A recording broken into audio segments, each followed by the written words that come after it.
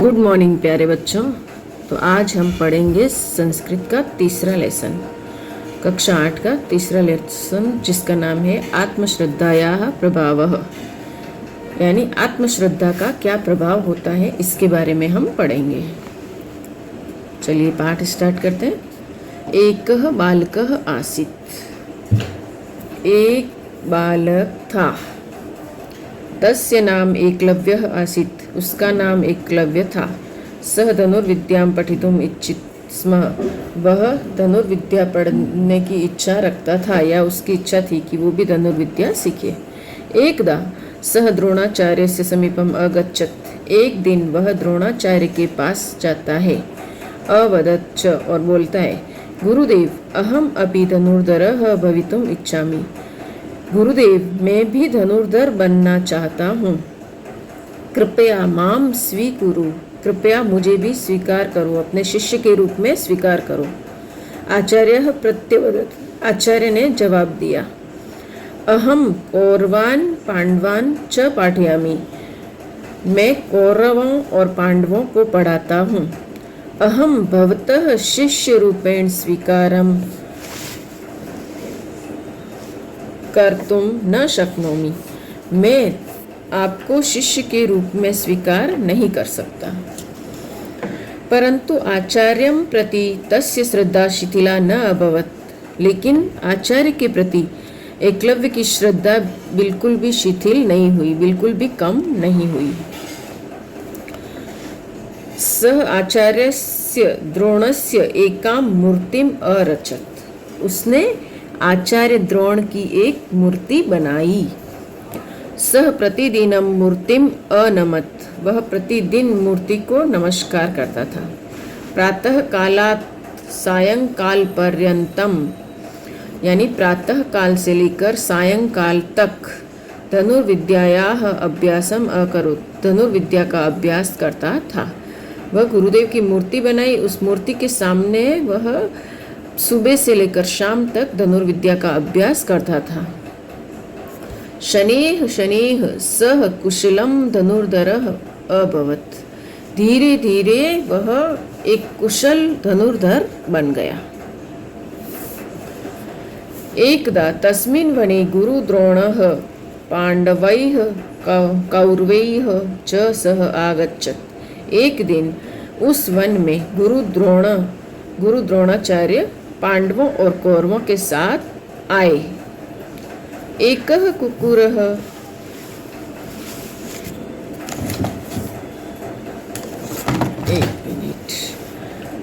तव दृष्ट्वा अभषत, एक कुत्ता उनको देखकर भौंकने लगा। अर्जुनः धनुष्यम उत्थापयति स्म, अर्जुन ने अपना धनुष उठाया। तदैव एकलव्यः बाणैः तस्य कुक्कुरस्य मुखम असीव्यत, तब तक एकलव्य के बाणों ने कुत्ते को मुंह को सील दिया, यानी कुत्ते के मुंह में बाण भर दिए। द्रोणाचार्यः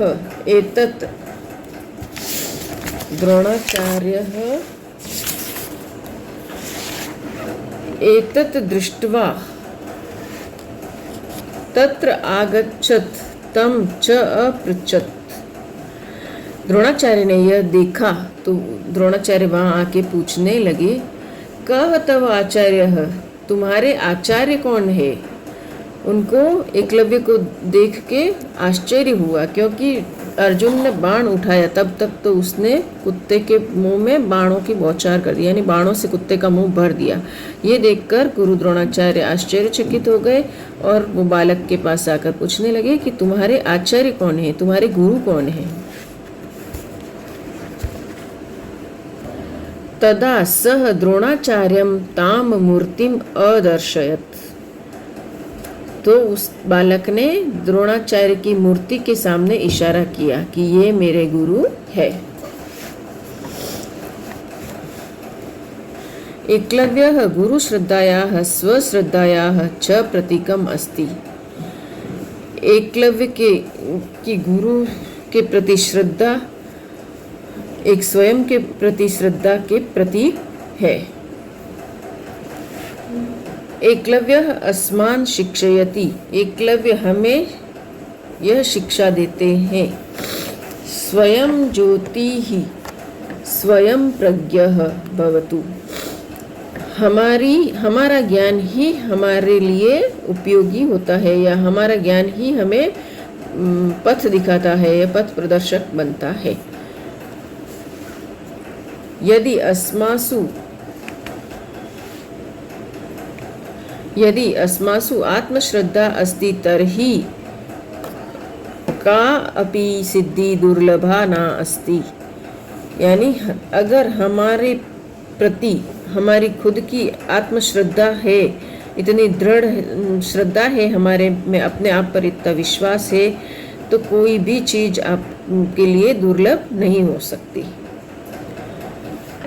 अर्थात हम मन से काम करना चाहते हैं, पूरे दिल से काम करना चाहते हैं, तो कोई भी हमें रोक नहीं सकता और कोई भी चीज़ हमारे लिए असंभव नहीं है।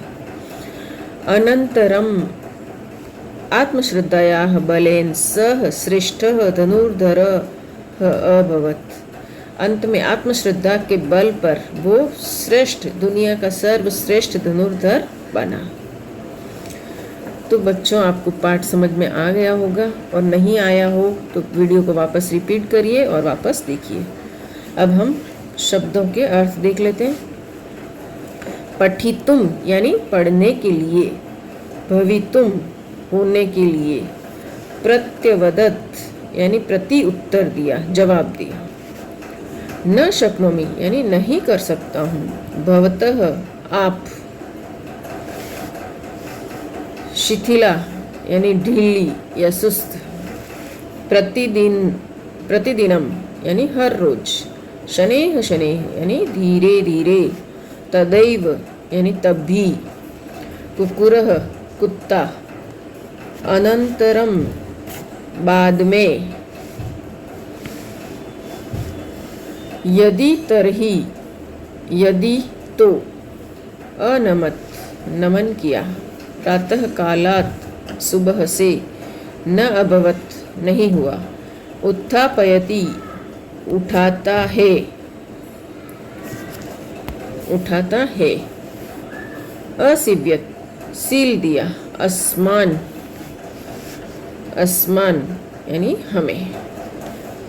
तो प्यारे बच्चों, तुमको सब समझ में आ गया होगा, और अपने नोटबुक में सुंदर अक्षरों में ये शब्दों के अर्थ तुम्हें लिख देना है।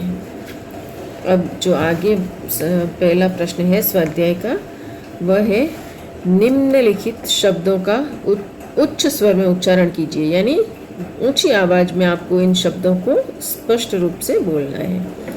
तो है एकलव्यः, आप भी मेरे साथ पढ़िए, दोहराइए।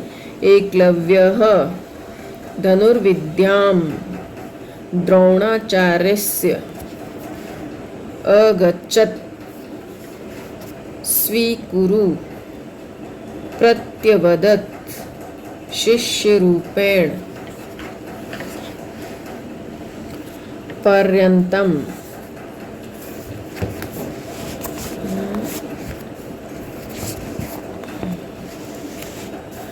उत्थापयति, गुरुश्रद्धायाः स्वयं ज्योतिः दुर्लभा। तो दोस्तों, बच्चों, अब दूसरा प्रश्न देखते हैं हम, जिसके उत्तर हमें संस्कृत में ही देने हैं। निम्नलिखित प्रश्नों के उत्तर संस्कृत में दीजिए। तो इसके उत्तर बच्चों मैंने अपनी नोटबुक में नोट किए हैं, ताकि इसमें किताब में जगह नहीं थी लिखने की, इसलिए मैंने अलग से नोट किए हैं। तो आपको इस सुंदर अक्षरों में लिख देना है।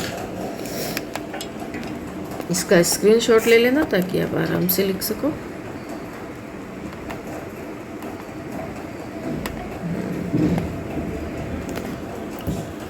निम्नलिखित प्रश्नों के उत्तर संस्कृत में दीजिए। प्रश्न नंबर 1, एकलव्यः धनुर्विद्यां पठितुं कस्य समीपम अगच्छत्। यानी एकलव्य धनुर्विद्या पढ़ने के लिए किसके समीप गए। इसका आंसर है एकलव्यः धनुर्विद्यां पठनाय द्रोणाचार्यस्य समीपम अगच्छत्। यानी एकलव्य धनुर्विद्या पढ़ने के लिए द्रोणाचार्य के समीप गए। प्रश्न नंबर 2, एकलव्य द्रोणम किम अवदत्, एकलव्य ने द्रोण को क्या बोला। तो इसका आंसर है एकलव्य द्रोणम अवदत्। मेरा ये थोड़ा दूसरे प्रश्न का उत्तर लिख दिया था गलती से, तो ये गलत कर दिया मैंने, आगे लिखा। तो एकलव्य द्रोणम अवदत् गुरुदेव अहम अपि धनुर्धरः भवितुम् इच्छामि, कृपया मां स्वीकुरु।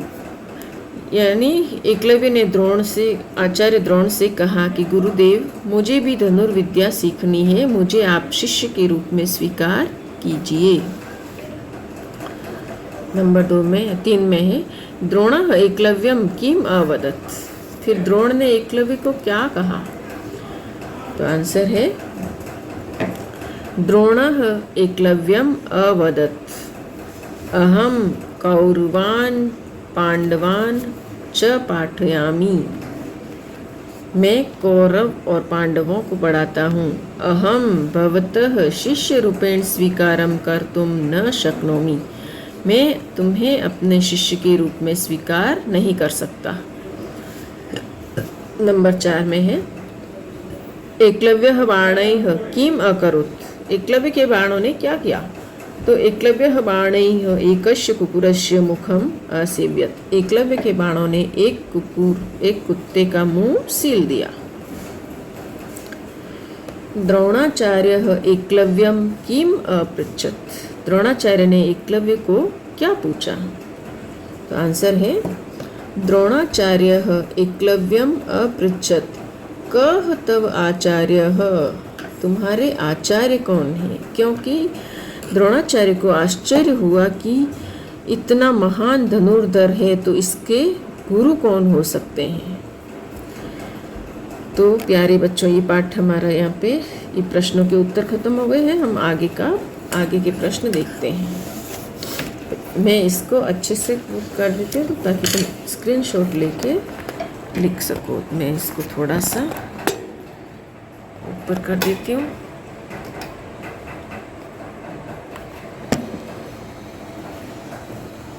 देखिए,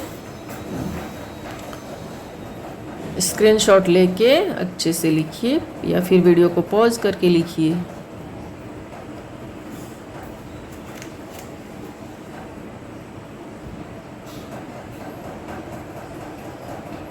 अब चलते हैं आगे। अब देखिए,